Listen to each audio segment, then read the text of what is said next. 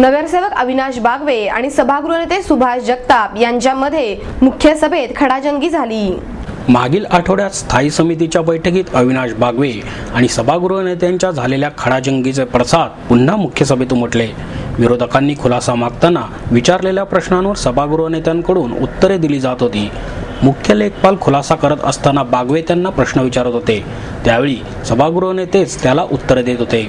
त्यामुळे चिडलेल्या बागवे यांनी प्रशासन असताना सभागृह नेते का खुलासा करत आहेत असा आक्षेप घेत सभागृह नेत्यांना चांगलेच सुनावले। बागवे यांच्या संतप्त आवाजाने सभागृहात शांतता पसरली। अखेर महापौरांनी या वादावर पडदा टाकला। आयुक्त आल्यानंतर चर्चा करण्याचे सांगत विषय घेण्याचे आदेश त्यांनी दिले।